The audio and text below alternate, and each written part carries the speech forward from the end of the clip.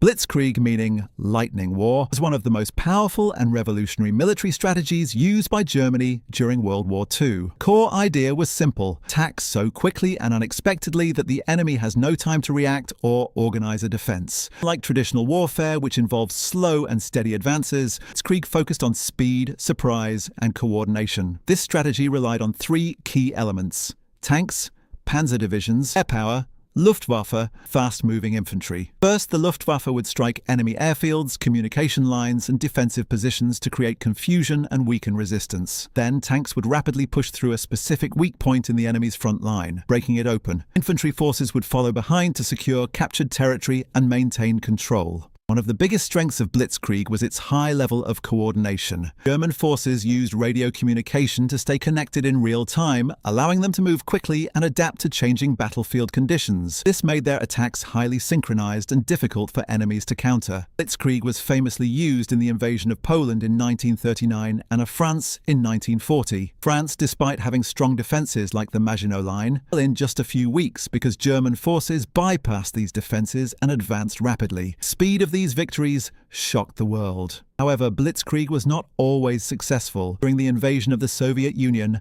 factors like vast distances, harsh weather, and strong resistance slowed down German forces. Once the speed advantage was lost, the effectiveness of Blitzkrieg also declined. Overall, Blitzkrieg transformed modern warfare by proving that speed, coordination, and surprise can overpower even the strongest defenses. Total war was a strategy in World War II, where entire nations were fully mobilized for war, not just the military. This meant that every part of society, economy, industry, and even civilians were involved in supporting the war effort. The goal was to use all available resources to defeat the enemy. Total war, governments took control of industries and turned them into war production centers. Factories that once made consumer goods were converted to produce tanks, weapons, ammunition, and aircraft. For example, car factories began manufacturing military vehicles, while other industries focused on producing essential supplies for soldiers. Civilians also played a crucial role. Men were sent to the front lines, while women took over jobs in factories, farms, and offices. It not only kept the economy running, but also increased production. Countries like Britain, the Soviet Union, and the United States, propaganda campaigns were used to motivate people to support the war, save resources, and stay united. Another major part of total war was targeting the enemy's civilian and industrial areas. Strategic bombing campaigns were carried out to destroy factories, transportation systems, and cities. The idea was to weaken the enemy's ability to produce weapons and lower public morale, making it harder for them to continue fighting. However, total war had devastating consequences. Since civilians and cities became targets, millions of innocent people were affected. Entire cities were destroyed, daily life was heavily disrupted. Despite its harsh impact, total war proved to be effective. Countries that successfully mobilized their entire population and economy, especially the Allies, were able to outproduce and eventually overpower their enemies. In the end, total war showed that modern conflicts are not just fought on battlefields, but involve entire nations working together to achieve victory.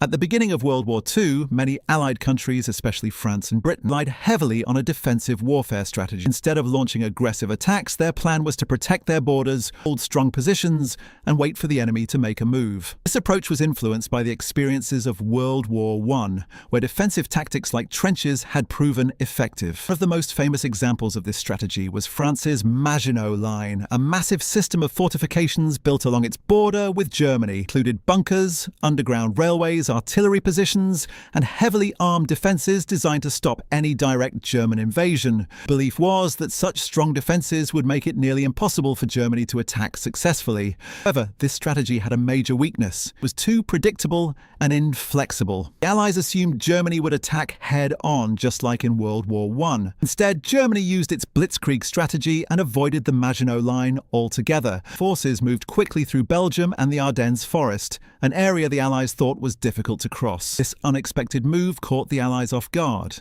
their defensive positions were bypassed, and they struggled to reorganize quickly enough to stop the fast-moving German advance. As a result, France fell in just a few weeks in 1940, which was a shocking and rapid defeat. Offensive warfare also limited the Allies' ability to take initiative. Focusing mainly on defense, they gave Germany the advantage of choosing when and where to attack. It allowed German forces to maintain momentum and control the pace of the war in its early stages. In the end, this strategy showed that strong defenses alone are not enough. Without flexibility, mobility, and the ability to respond quickly, even the most powerful defensive systems can fail.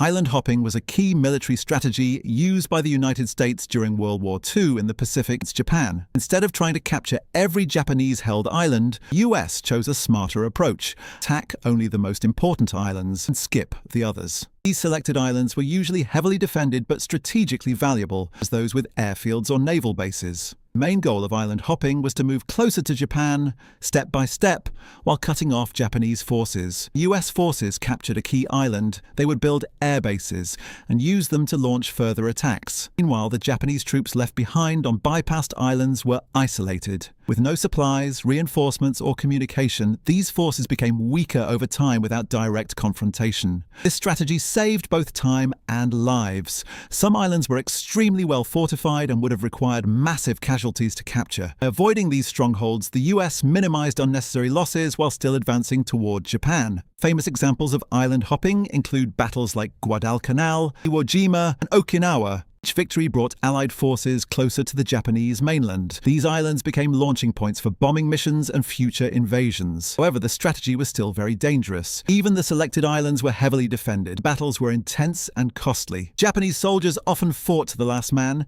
making each victory hard-earned. Island hopping proved to be highly effective because it combined strategic planning, efficiency, and patience. Instead of wasting resources on every target, the US focused only on what truly mattered. In the end, this approach allowed the Allies to gradually tighten their grip around Japan, leading to its eventual defeat. It showed that in war, smart decisions can be more powerful than brute force.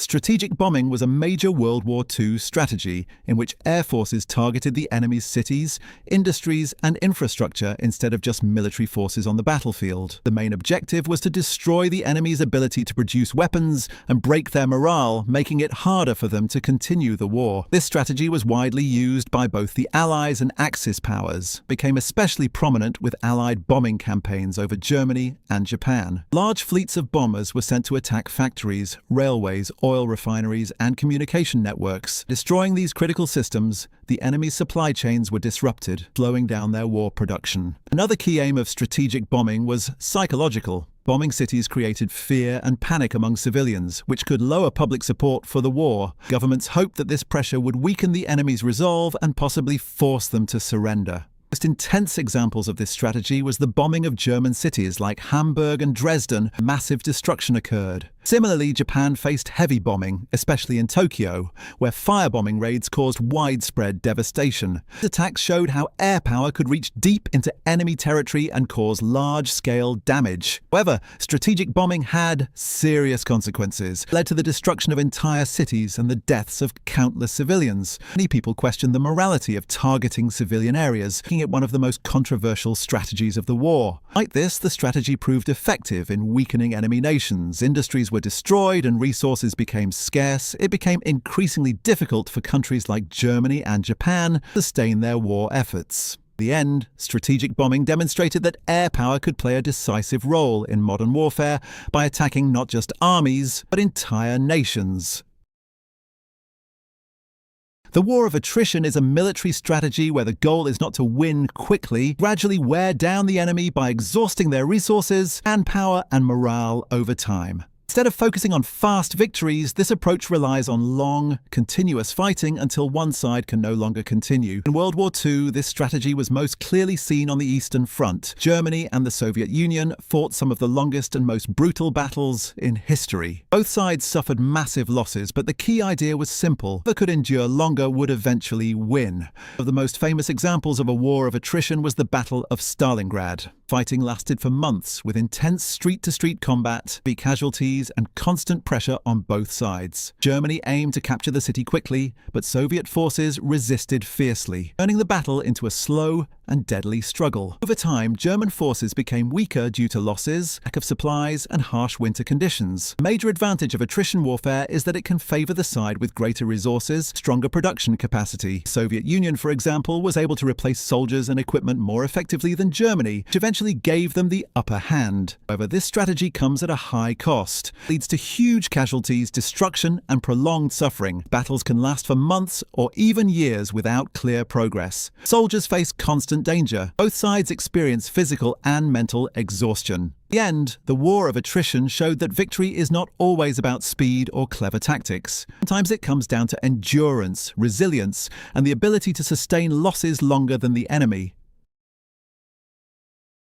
The D-Day invasion, also known as Operation Overlord, was one of the most important and decisive strategies of World War II. It took place on June 6, 1944, when Allied forces launched a massive assault on Nazi-occupied France. The goal was clear: open a new front in Western Europe and begin the push to defeat Germany. This operation was the largest amphibious invasion in history. Thousands of ships, landing crafts, and aircraft were used to transport Allied troops across the English Channel to the beaches of Normandy. The invasion was carefully planned and involved coordination between American, British, and Canadian forces. To increase their chances of success, the Allies used deception tactics before the invasion. They made Germany believe that the attack would happen at a different location, such as Pas-de-Calais. This confusion caused German forces to be less prepared for the actual landing in Normandy. On D-Day, soldiers landed on 5 main beaches: Utah, Omaha, Gold, Juno, and Sword. Landings were extremely dangerous, especially at Omaha Beach. German defenses were strong and casualties were high. Despite heavy resistance, Allied troops managed to secure the beaches and establish a foothold in France. The beaches were captured, more troops and supplies continued to arrive. This allowed the Allies to expand their control, begin advancing deeper into France. Over time, this led to the liberation of Paris and the eventual collapse of German forces in Western Europe. The success of D-Day was a turning point in the war. It forced Germany to fight on 2 major fronts, Eastern and Western, stretching their resources and weakening their overall strength. In the end, D-Day demonstrated the power of planning, coordination,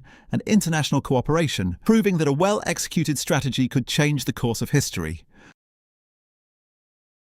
Atomic warfare marked the final and most devastating phase of World War II. It involved the use of nuclear weapons, which had destructive power far greater than any conventional bombs used before. This strategy was introduced by the United States with the goal of forcing Japan to surrender quickly and avoid a prolonged invasion. In 1945, the war in the Pacific was still ongoing. Japan had shown strong resistance despite heavy losses. The US feared that invading the Japanese mainland would result in massive casualties on both sides. During a swift end to the war, the decision was made to use atomic bombs. On August 6, 1945, the first atomic bomb was dropped on the city of Hiroshima. Within seconds, a large part of the city was destroyed, and tens of thousands of people were killed instantly. Just 3 days later, a second bomb was dropped on Nagasaki, causing similar devastation. The scale of destruction and loss of life was unprecedented. The impact of these bombings was not only physical, but also psychological. The immense power of nuclear weapons shocked the world and demonstrated that continued resistance could lead to total destruction. Facing this reality, Japan announced its surrender on August 15th,